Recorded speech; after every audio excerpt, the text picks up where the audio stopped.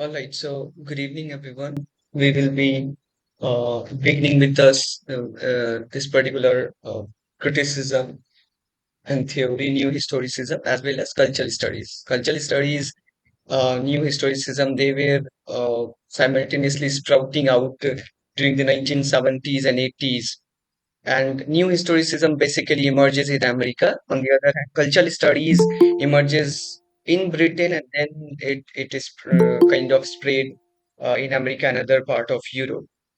At the same time, when new historicism and cultural studies they were growing, there was another group of Indian authors who were working in Britain, and they started this study of uh, subaltern. Okay, subaltern studies. They started it around 1982, 1980s with the work of Ranajit Guha. So that's how things are going. By the time we will reach 1980s almost, many of the things we will see they are overlapping. Many of the theories and criticism are overlapping with one another. So we will begin with new historicism first. So what is new historicism? See, what happened? Why do we need new historicism? We have had this history and historians before this new historicism. So traditional historian, what they did is that they asked such questions such as what happened?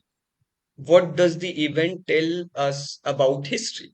Okay, these are the questions asked by the traditional historian. What happened? So this thing happened at this particular point of time. Let's say in 1857, there was this Sepoy mutiny in which soldiers were our soldiers were against this. They fought against this British Empire, and then British Empire somehow suppressed. But that is considered to be the first movement ever happened for independence. Okay, what does the event tell us about history? So this tells that this is the first movement. Okay, this is how the traditional historian look at the history. Now, in contrast, new historicists ask how has the event had been interpreted. Okay, how has the event been interpreted? They are not concerned about the historical fact. They are concerned about the interpretation of fact. They believe in the interpretation rather than fact. They are saying fact can be biased. People writing at the time, they have, if they have inclination towards a particular person or a government or political ideology, they will obviously um, be biased. Okay, but when it comes to interpretation, when you are looking at a particular age from a different point of view, from different age, then you will be unbiased, at least. For instance, I'm living in 21st century, I'm watching out the history of, let's say, 18th century, then I will try to see all the sides in order to interpret things in a better way. So new historicists actually believed in the interpretation of fact, interpretation rather than just the factual information. So traditional historians generally believe that history is progressive, that the human species is actually improving over the course of time, advancing in its moral, cultural, and let's say technological accomplishments. Okay, they are advancing, they are developing. But new historicists will say, in contrast, that don't believe we have clear access to anything but the most basic fact of history. In 1857, this took place. In 1947, partition took place. These are the basic facts that happened, and all the historical events are not, I mean, apolitical. They are somehow political. There are many things lying beneath it instead of just knowing the mere fact. So they wanted to know all those facts actually.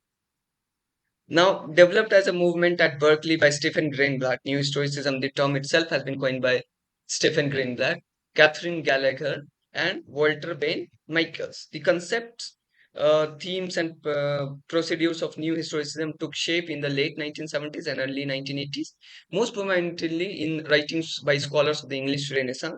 So, if you will look at Louis Montrose, Stephen Greenblatt, they were all concerned with the English Renaissance, first of all. Okay, they started to interpret the plays by not believing just the mere fact around which that play has been woven, but also what are the political connection, what are the scenario or cultural contexts of that play. Okay, they started to reinterpret things. new historicization kind of. So New Historicism enlarged its range beyond Renaissance. In Stephen Greenblatt's work, Renaissance self-fashioning from More to Shakespeare, here he came up with this idea of New Historicism. The journal representation, do remember the journal representation as well as genre, Genre. These are the two journals started by New Historicists, okay, especially by Stephen Greenblatt. Stephen Greenblatt edited genre as well as representation. Do remember representation and add one more journal, that the name of the journal is genre 1982. Raymond Williams simultaneously he was part of cultural studies. So see there is a split of two part. Okay, try to understand this. Cultural poetics is a big tree, cultural poetics associated with the study of culture. From that big tree, there are two branches. One is cultural materialism, where we are looking at the cultural thing, materialism, how cultural materialism, see, from materialism itself, the term is very clear that it has something to do with Marxism. This ideology actually came from Marxism because Marxism were dealing with this idea of materialistic dialect and all. On this, on another hand, we have new historicism. Okay, from cultural poetics emerges cultural materialism as well as new historicism. So all of them are somehow related to cultural studies only.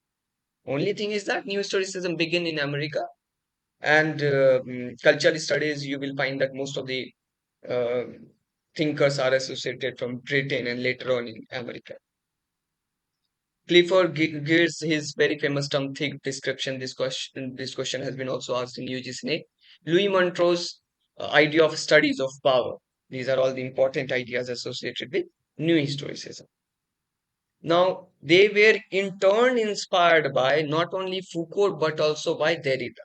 Okay, Derrida said there is nothing outside the text in a special sense, that everything about the past is only available to us in textualized. Now, these his new historicists, they will take this particular idea and they will view that there is nothing outside the text in the special sense that everything about the past is only available to us in textualized form, isn't it? Everything from past is only available to us in textualized. They took these new historicists. They will take this particular um, paragraph or particular quotation that everything that came to us is actually in a kind of textual form. So we know only the text that is available to us. What are the underlying meaning? What are the historical sense? What are the cultural context? We need to read that also. Okay, so they were influenced by Derrida as well as Foucault's idea of power, discourse, and episteme. I told you about these powers and episteme, which is equal to knowledge, discourse, how when we are in a particular, we are involved in a discourse, we are actually exercising power. So they were influenced by all of these things. Now, Frederick Jameson, he is associated with the late capitalism, idea of late capitalism, I told you. So a return of cultural theory to immense stressing detail and immediacy as the entry of society and economics into the text. Okay, he was a neo-Marxist. He considered basic economic that was there during the 1990s as part of the cultural materialism as well as the uh, new kind of late capitalism, which is no more dependent on the factory, piece of land, but on the advertisement, the technology. Okay, the edtech kind of things. Okay, technological thing. Then Clifford Geertz, he coined this term thick description, which Louis Montrose further explained that thick description might be more accurately described as an interpretive narration. It seizes on an event, performance, or other practice, and through the interrogation of its minute particulars, seeks to reveal the ethos of an alien culture. Now, when Clifford Geertz he was talking about this thick description, he believes that how each person actually views society is very unique. Why? Because there exist what Gates calls an information gap, isn't it? Uh, to fill this information gap, these new historicists are saying that we will interpret things, we will fill those gaps. So Gates call that particular gap as information gap between what our body tells us and what we have to know to function in a society. Okay, he also coined this term thick description, which describes the seemingly insignificant details, something which we think that okay, it is a kind of insignificant detail, so why to worry about this? But that insignificant detail is very important. That is how you are going to fill that information gap. So thick description is actually a kind of insignificant details present in any cultural practice. By focusing on these details, one can then reveal the inherent contradictory forces at work within a culture. These insignificant details, according to Gates, is very important. That's how you can fill and reveal some of the contradictory forces which are at work within a culture. This is what I was telling you. Seemingly insignificant details present in any cultural practice. By focusing on these details, one can then reveal the inherent contradictory forces at work within a culture. His work are the interpretation of culture. He also gave this some local knowledge. Local knowledge is the focus of the observation of a text should be local and isolated, viewing culture in particular historical time and context. This is what he mean by local knowledge. Okay. He insists that as much as possible, the focus of observation of a text should be local and isolated. Only then you will be able to know about the insignificant details.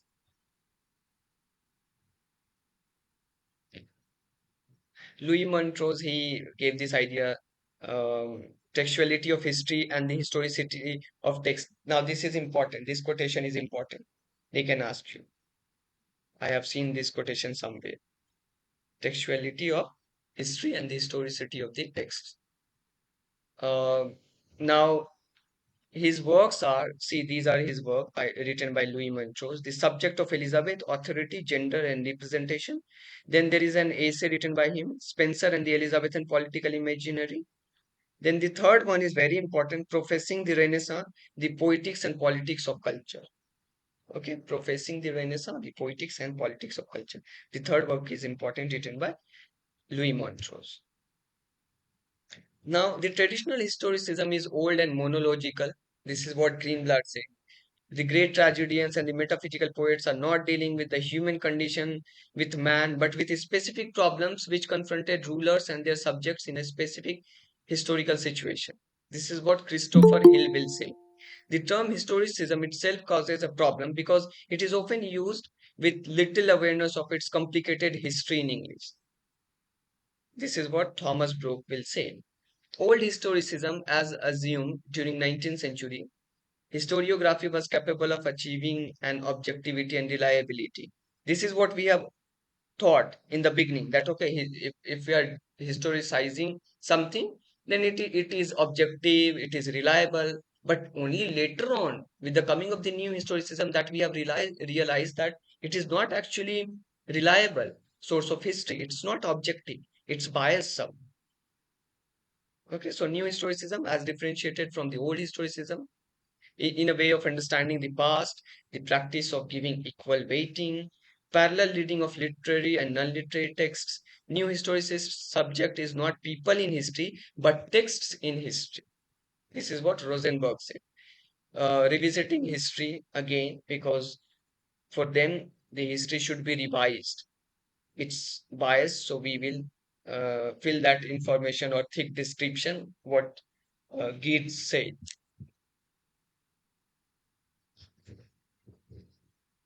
Now, let me come to the important work that you need to remember.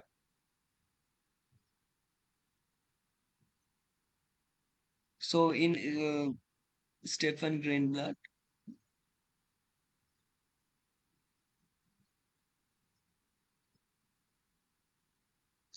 so these new historicism culture studies, these are actually interdisciplinary field. Okay, So Stephen Greenblatt, Louis Montrose, Jonathan Goldberg try to write down their names under the category of New Historicism, so that if they will ask which of them are not practicing New Historicism, you can be aware of. Write down all the names that I have mentioned, as well as which are there in this PDF. So Greenblatt was general editor of Norton Shakespeare 2015. He was also a contributor to the Norton Anthology of English Literature. He received Pulitzer Prize for non-fiction in 2012. This Swerve is a work written by him, How the World Became Modern. This is the subtitle of that work. Other works important written by him are The Power of Forms in the English Renaissance, where he used the term New Historicism. Then Towards the Poetics of Culture. See, New Historicism and cultural studies, how they are related. They will talk about culture at the end of the day. Then Renaissance self-fashioning, very important text. Shakespearean negotiation, circulation of social energy in Renaissance England. This is also important. Uh, Practicing New Historicism, rise and fall of Adam and Eve, resonance and wonder. Okay, I will come to this resonance and wonder. Co-founder of the literary cultural journal Representation as well as Genre, like I've said. His most popular work, Will in the World. Why Will in the World is important? Because it's a biography of Shakespeare written by him. That's why it is important. Will in the World, biography of Shakespeare.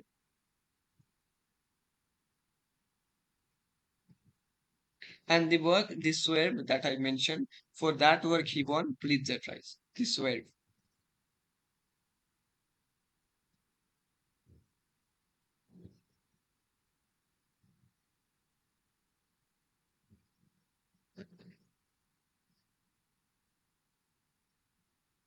Yeah, when he's saying Renaissance self-fashioning, he's saying that to describe the process of constructing one's own identity according to a set of socially acceptable standards.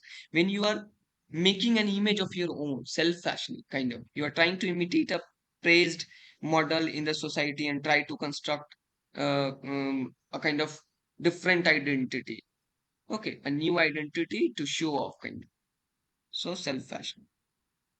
Now, what you mean by resonance and wonder? Resonance is the quality of being deep and loud and continuing for long time. So, resonance is a kind of when there is a popularity of a particular work for a longer period of time. It's a kind of universal work. It is resonance. Okay, you will find the resonance of that particular work in each and every age. What is wonder then? When a person looks at the works of resonance and realize that how wonderful this work is, that it was written in 16th century, but even in the 21st century it is very much applicable, and we are still reading that work. So we are taken aback by this wonderful work. So resonance and wonder, we can feel its beauty even now.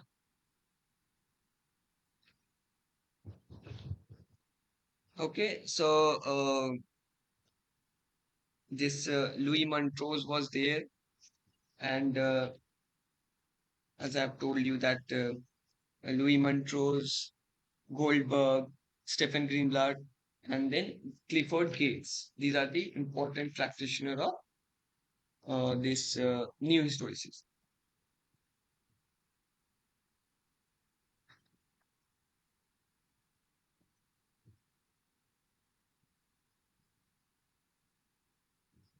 This is the question that has been asked. The new historicists include Greenblatt, Montrose, Goldberg. Okay.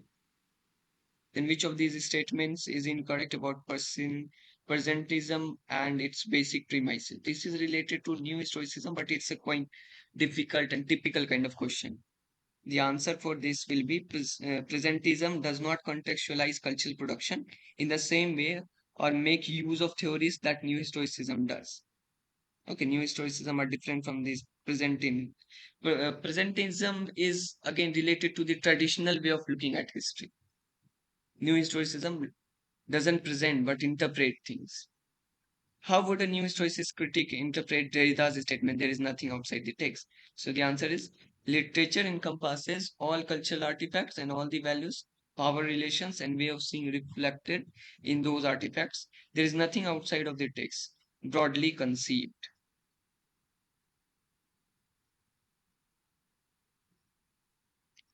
With that, we will come to this cultural studies. that was simultaneously growing along with new historicism, as I have told you. So culture, this term has been developed as you can see in this. The French term is culture, then Latin is cultura. Again, a Latin form which developed later is culture, and then when you will come to English, the literal meaning of this culture is of this French term cultivate, to cultivate. Okay, this is what we mean. Now, defining cultural studies or culture is very difficult as it encompasses many fields along with it. So it's difficult. You cannot have a fixed definition of culture. The term culture is has been it is developed long ago, but only then we started to bring out this idea of cultural studies in the 1980s. So culture, according to Stuart Hall, is debating side. Okay, that can never be registered permanently. You cannot fix a particular definition. You cannot fix a particular culture forever. Okay, it's changing, evolving, emerging in different contexts.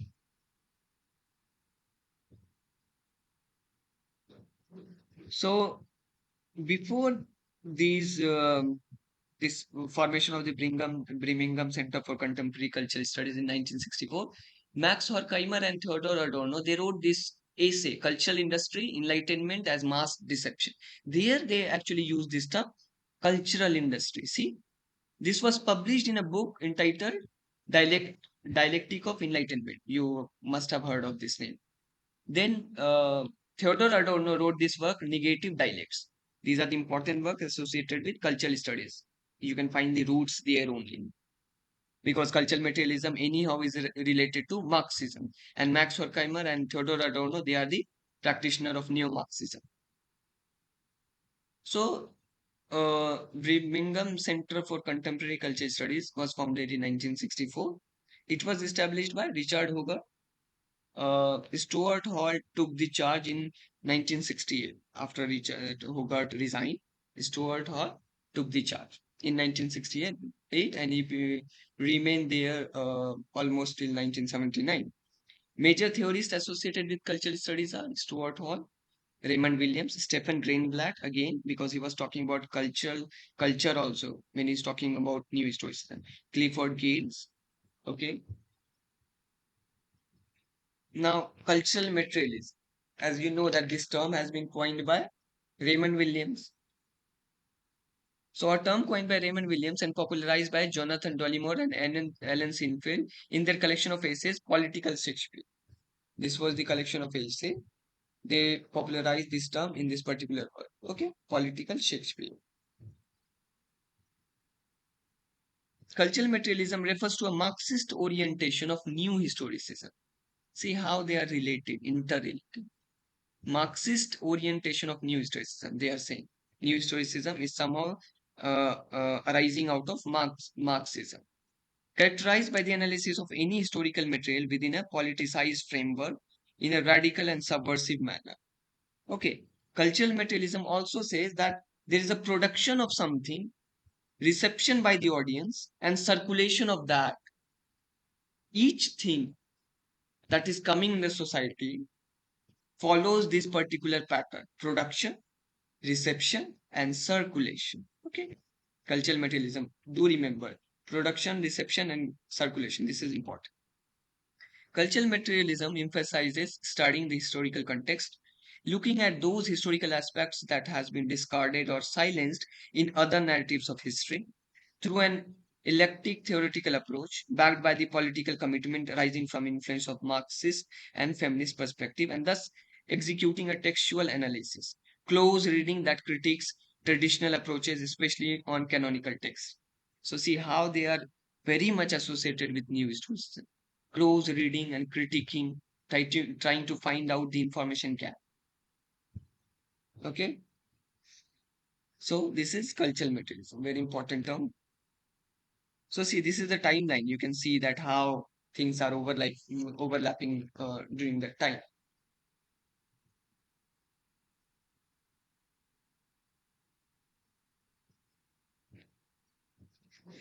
Now let me come back to this PDF. Raymond Williams. So Raymond William, his works are very important. You need to write down those works. So he was a Welsh Marxist theorist, academic novelist, and critic. He gave this term structure of feeling. Structure of feeling is very important term given by him. Influential figure within New Left writings on politics, culture, media, and literature. Terry Galton was his friend. Terry Galton, very famous theorist, wrote several books. Some of the question has been asked from the theoretical paragraph written by Terry Galton, last to last year, if I'm not wrong. So Terry Galton was the student of Raymond William. Raymond William, before coming to this field of cultural studies, he wrote People of the Black Mountains. Okay, People of the Black Mountain. This is the novel in which there are two parts: the beginning, the eggs of the eagle. Uh, he gave the term cultural materialism, as I've told you, coined this term. Now, what are his works? Culture and Society, 1958, very important. Then the Long Revolution, in which he said that the movement produced by you, this the movement actually is always produced by or created by youth. Change in the generation because of popular culture. Why there is a change of generation? Why the youth are always trying to do this revolution? Because change in the generation happens because of the culture of that time, the popular culture. That's why they do the revolution. This is what he's saying in the Long Revolution. Then we have keywords written by him. Keywords, a vocabulary of culture and society. Again, important word. Then the country and the city, written by him. He will talk about in this particular work the country and the city. Rural, he will talk about rural. He talked about literature also. And he also talk about the knowable communities. What are the communities which are known to us? How we can know them? He's talking about the rural and urban life, the country and the city. Culture is ordinary is again a particular essay written by him. So structure of feeling and culture is ordinary. Remember these two phrases, very important. Culture is ordinary and structure of feeling given by him. Resources of hope, in which he coined this phrase, culture is ordinary.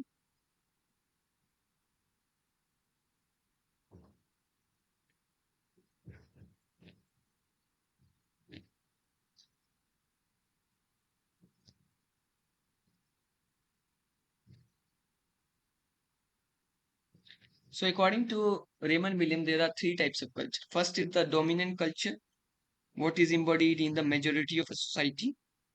Then we have residual culture, influence of old culture, okay, which is still there in the existing culture. So this is residual, something which is left there still, okay, which is a thing of past, but we are still carrying forward that culture. So this is residual. And then the third one is emergent, the new culture which will emerge, new cultural ideas and practices emerging in each year, in each decade, or in each century, you can say.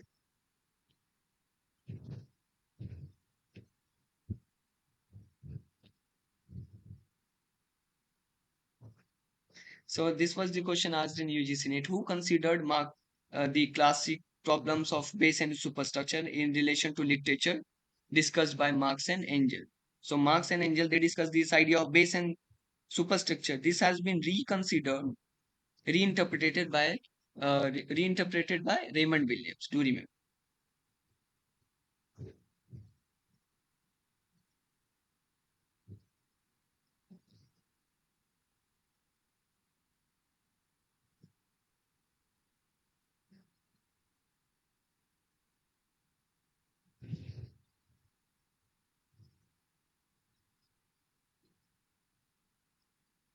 Okay, this is about Raymond Williams. Now I will talk about Stuart Hall also.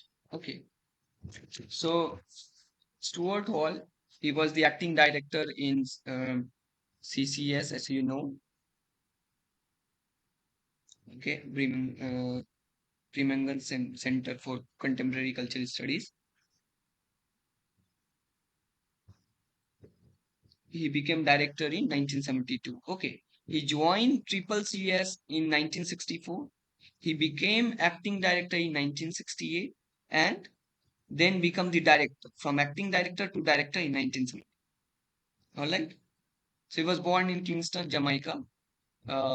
Stuart Hall left the West Indies for England in 1951 to pursue a BA in English at Oxford University. He was a strong, he was in strong opposition to the Thatcher government. If you remember, the PM of Britain at that time, Margaret Thatcher. So he was a critic of Thatcherism. Now, what are the works which are important? He wrote this work, The Hard Road to Renewal. The Hard Road to Renewal.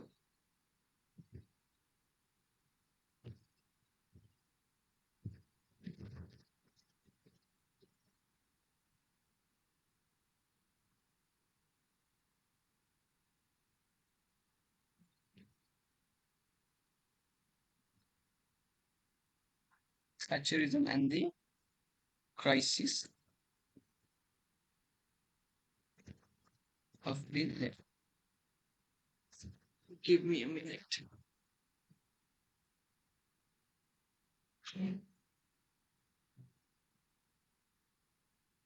So the lyrics were all right. So this is the work written by him. Uh, the Hard Road to Renewal, Thatcherism and the Crisis of the Left, written in 1988. And then he wrote this work, Model of Communi- Communication, in which he will talk about encoding, decoding, culture representation, circuit of culture.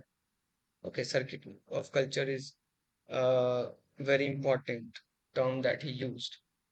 Culture representation, circuit of culture.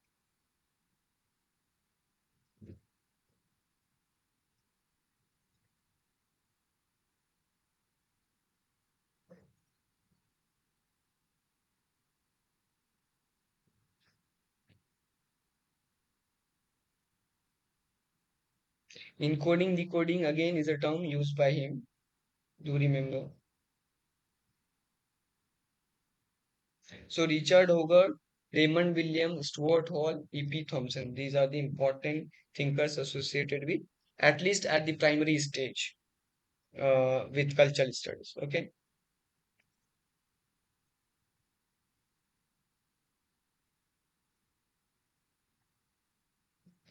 Richard Hogarth is famous for this work, Uses of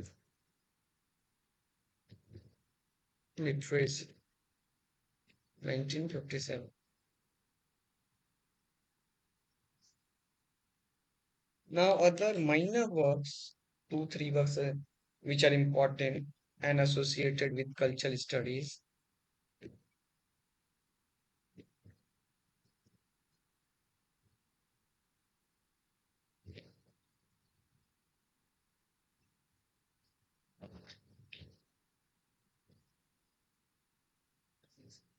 are subculture. Subculture is a term used by, can anyone tell?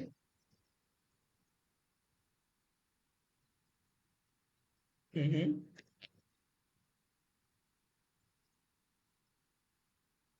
Subculture is term used by, are you there or not? Yes, you know.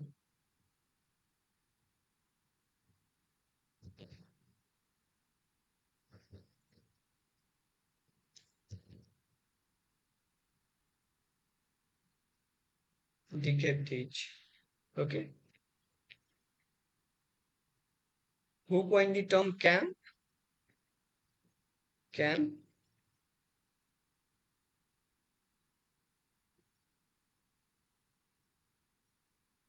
in the work Notes on Cam. Who coined this term?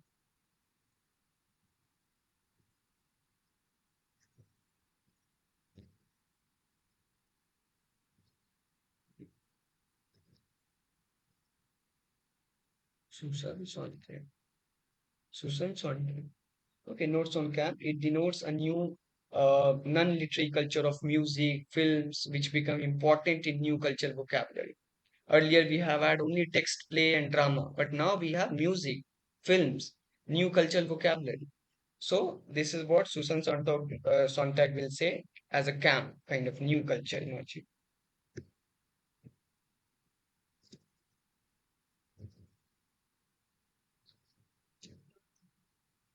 Mm-hmm.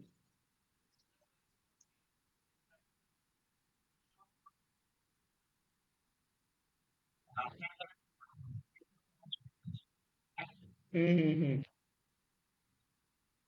Exactly. But Susan Sontag, see, Christopher Isherwood, he was a playwright. Okay, he was also homosexual at the same time. So Christopher Isherwood was talking about this idea of camp in a different way.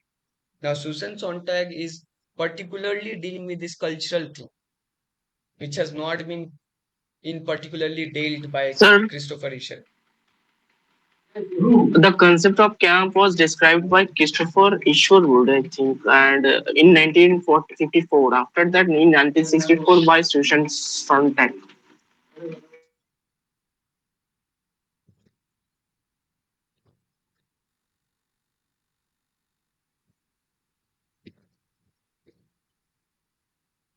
This was distinction is a term coined by, come on, fast.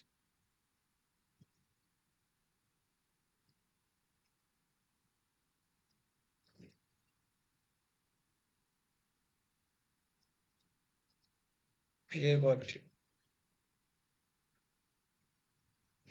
I was talking about him in the last class, no? He also gave this idea of habitus.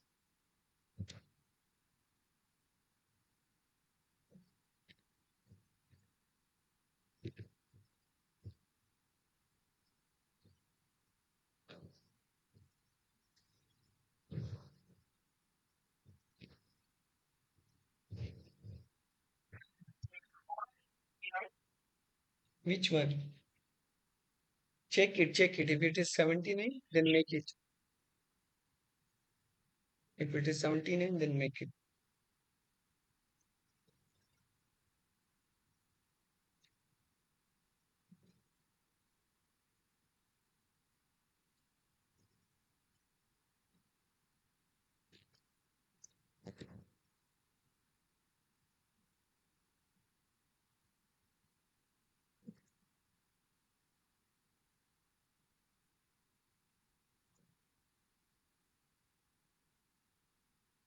So 1994 or Okay, 79? Bakhtin's work, cultural prosaic, is equally important, and its influence will shape Distinction. the cultural studies.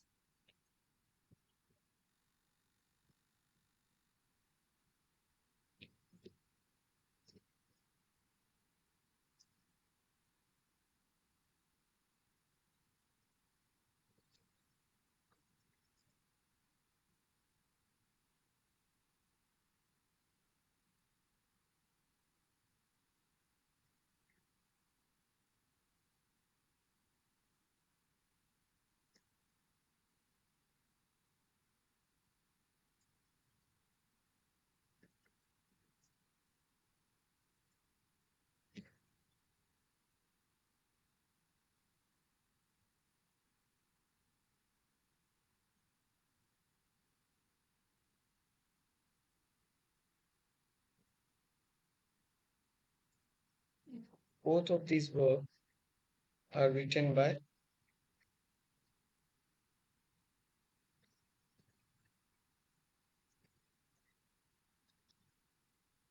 Deleuze and Guattari.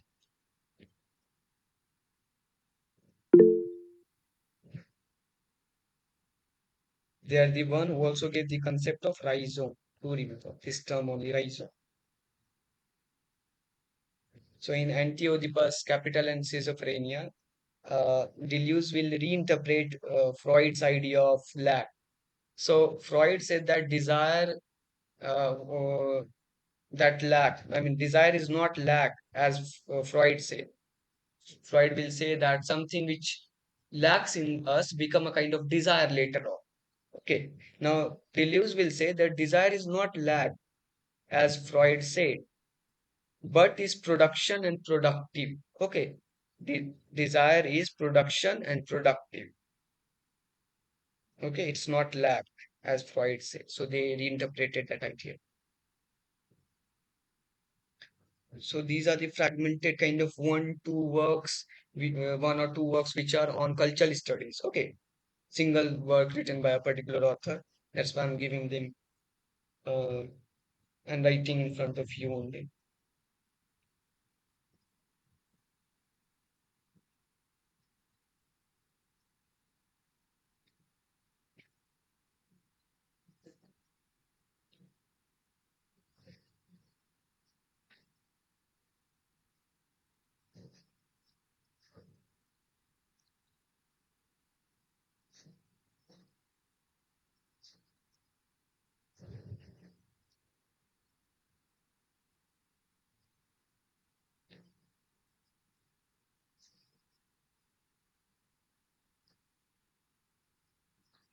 Today only I have given you one PDF, if I'm not on cultural studies, isn't it? One handwritten material.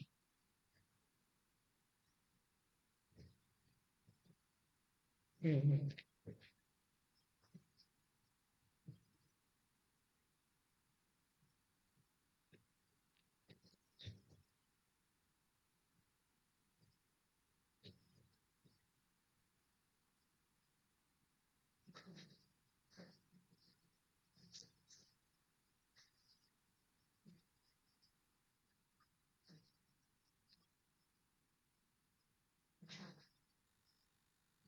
So kindly open that PDF.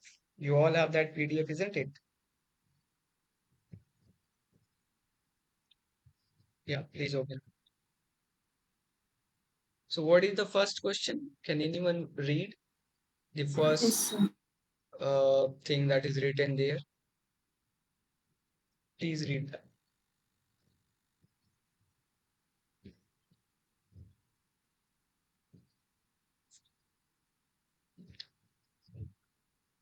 Yeah, yeah, sure, sure.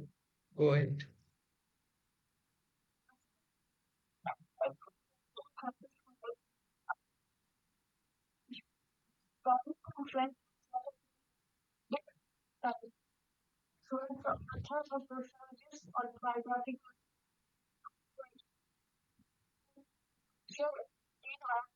Yes, sir. Okay, sir.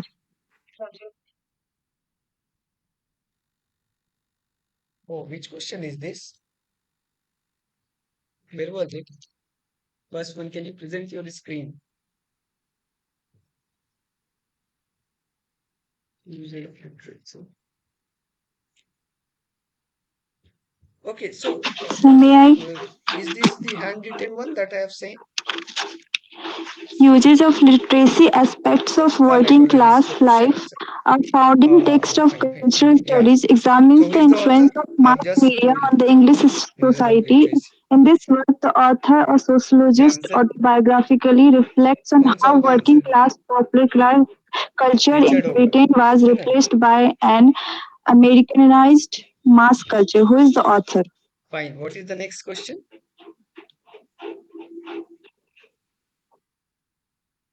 First one, Triple CS. When it was founded? Anyone? 64. Exactly. Very good. Uh, then we have notes on deconstructing the popular. Uh, who wrote this particular work? Is a historical no account of sir, the it's development last of British one. popular culture and how it was shaped by the social development of the late 19th and early 20th century. He is the author, notes on deconstructing the popular. Richard Hogarth.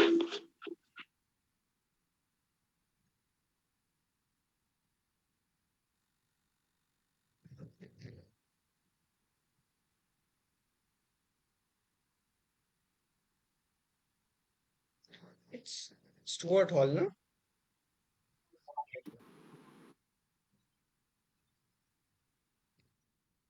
1964 B. Stuart Hall will be the answer, no?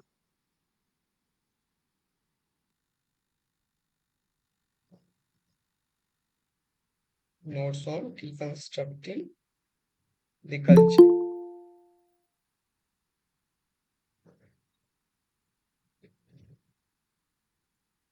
Okay, so Stuart Hall actually talks about it. Now, see, when Stuart Hall is talking about the circuit of culture, he's saying that how can we approach and interpret a text? Then he said that there are five important aspects when we interpret a text. And this question has been asked in UGC: representation, Yes, identity, production, good call, I consumption, and guess. regulation. Okay. Representation, identity, production, consumption, and regulation. Now you can remember this is what I have made a kind of mnemonic out of that, because in my class there used to be a CR, okay, class representative. So I have made a mnemonic RIP RIP CR. Okay, rest in peace CR. So representation, R for representation, I for identity, P for production, and then CR, consumption and regulation. Okay, RIP CR, representation, identity, production, consumption and regulation.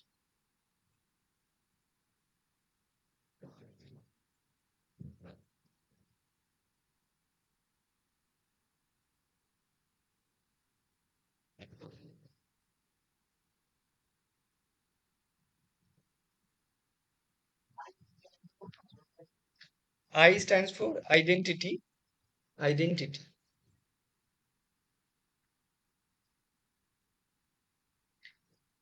Which Marxist cultural critic reconstructed the idea of base and superstructure?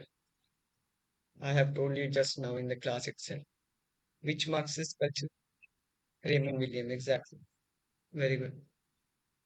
In one of his books, Stuart Hall talked about how media messages are variously interpreted in different cultural, social, and economical context. What is the name of that book? How media messages are variously interpreted in different cultural, social, and economical contexts.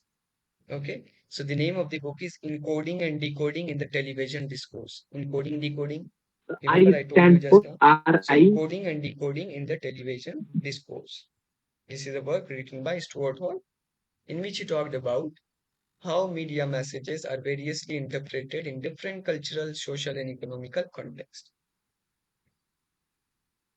Now, identify a periodical founded and edited by Stuart Hall. Raymond So the Williams. answer will be New Left Review. One periodical is New Left Review, founded and edited by Stuart Hall. It was founded in January 1960, bi-monthly political academic journal. Bi-monthly political academic journal. New Left Review.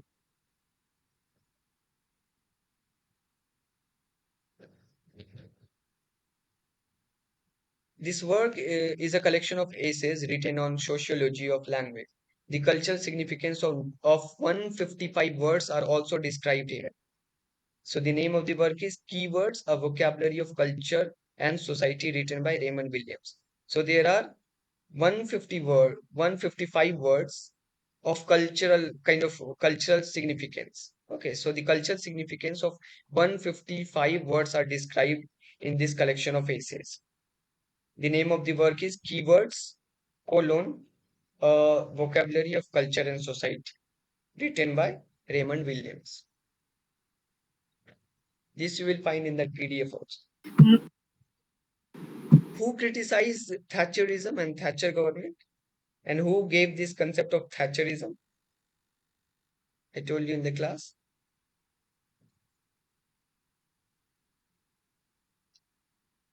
Stuart Hall, isn't it? Who wrote the book Cultural Poetics? Cultural Poetics.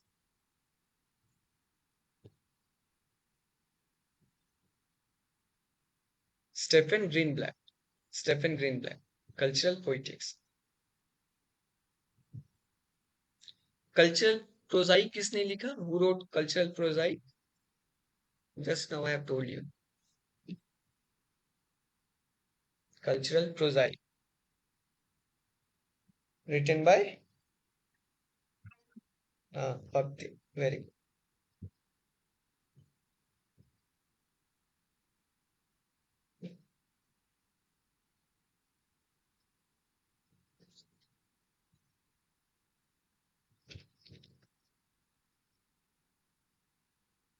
What also? Uh, there is a quotation, I'm telling you the quotation. The history of our idea of culture is a record of our reaction in thought and feeling to the changed condition of our common life. I'm repeating it. The history of our idea of culture is a record of our reactions in thought and feeling to the changed conditions of our common life. So, what is the source of this quotation? It is Culture and Society, written by Raymond Williams. Culture and Society, written by Raymond Williams. I will send you this handwritten notes also. It is, Mikhail Loftin. I have written it long ago. Now, this one you know. Okay. I expect that you know this one. I'm telling you the quote again. Culture is that which is best, pursuit of what is best, ability to know what is best, and the conceptual and spiritual application of that which is best. Who define culture in this way? This one is easy.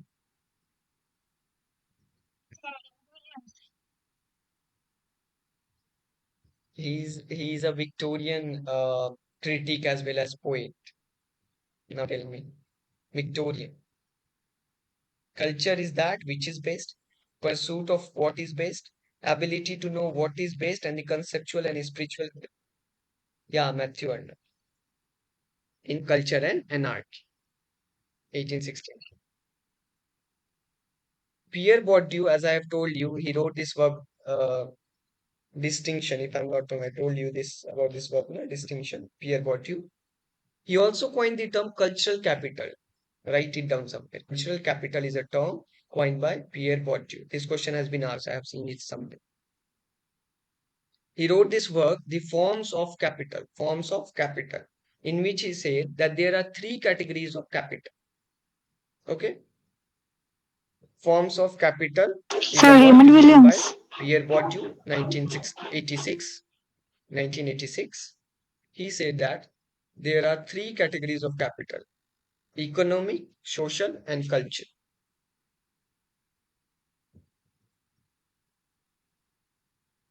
Economic, social, and culture. Sir Matthew Arnold.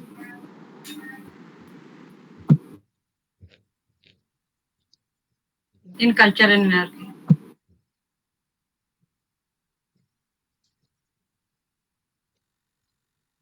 Cultural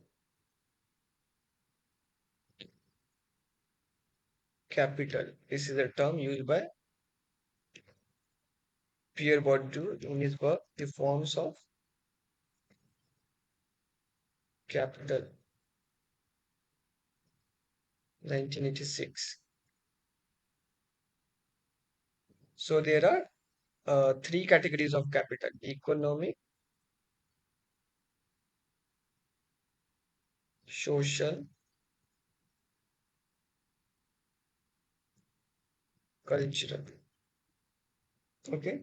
He also coined the term subcultural capital. Subcultural capital.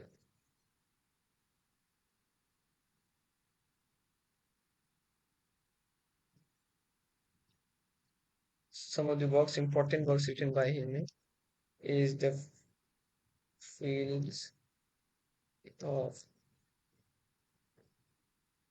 Cultural Production,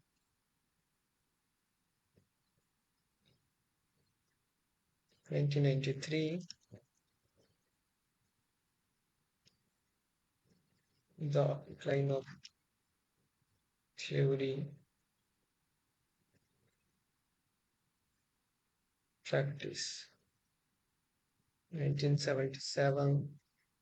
Then Distinction, about which I have already told.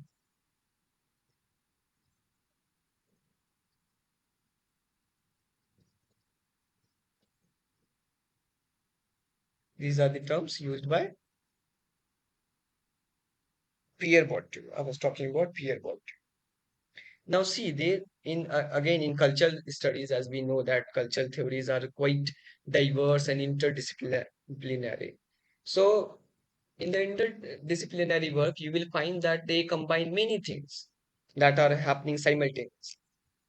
So, there is a kind of space studies with which Pierre Bourdieu as well as Edward Soya. Edward Soya is also associated with space study. Okay, Edward Soya,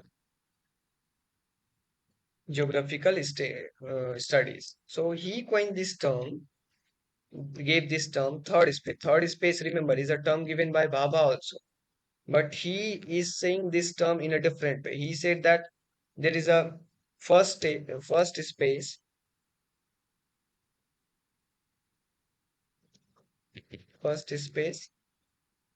second second space, and then third space. First space is the real space. For example, right now I am in Hyderabad, so it's Hyderabad becomes a kind of first space, real space. Second space is the representation, the way we represent Hyderabad on Google Map, via internet, how we represent Hyderabad as a city of Nizam. This is the second space. Okay, the representation.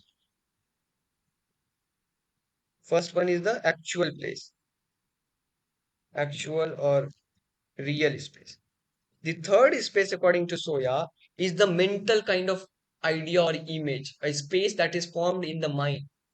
Neither it exists in real nor in there is a kind of any representation.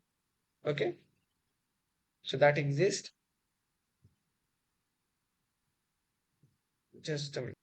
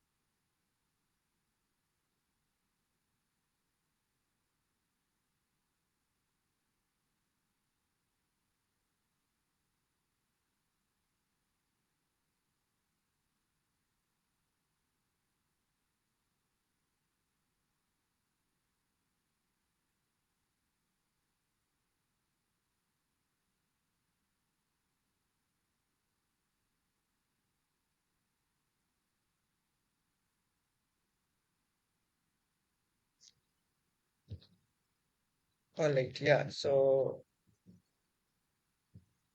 I was talking about Edward Soya. Edward Soya, first space, second space, third space. These are important concepts given by him. He was a space theorist in particular. Pierre Bourdieu was also associated with space studies. In space studies, you will also find, we are talking about space studies, right? So in the same field, you will find Arjun Appadurai, okay? Appadurai, who is associated with globalization. Globalization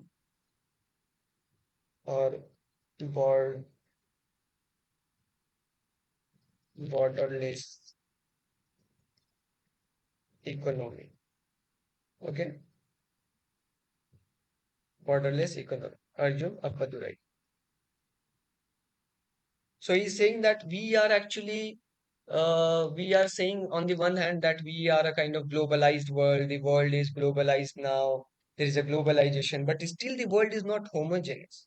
Even after globalization, the exchange of money and things are happening, but and also growing interrelation is also there. But there is a kind of disjuncture, which he said that still there is no homogeneity even after globalization.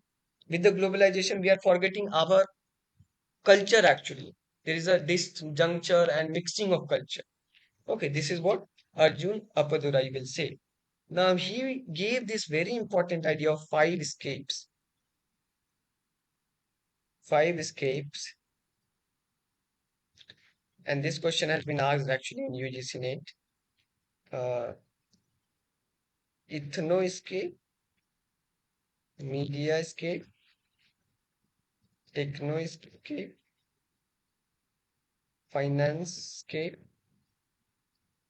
ideo escape. Okay, these are the five terms used by him. These five escapes: no escape, media escape, techno escape, ideo escape. Do remember this. Subculture, I told you, a term associated with thick heritage. Then we have race studies. In race studies, you will find Paul Gilroy. He will talk about the black people and race studies. Okay, black diaspora across the Atlantic Sea. He will talk about the black diaspora across the Atlantic Sea. His work is Black Atlantic. This is a work written by Black Atlantic, written by Paul Gilroy.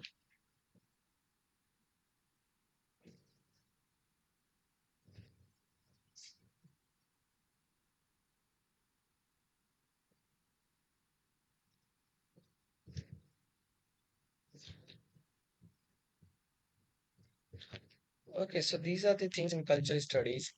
Uh, as you know that we cannot encompass everything in it because there are so many things which are still emerging, uh, which are under process, kind of could be published in the next year or published in the last year only. So it's a kind of field which is thriving even right now along with the other field.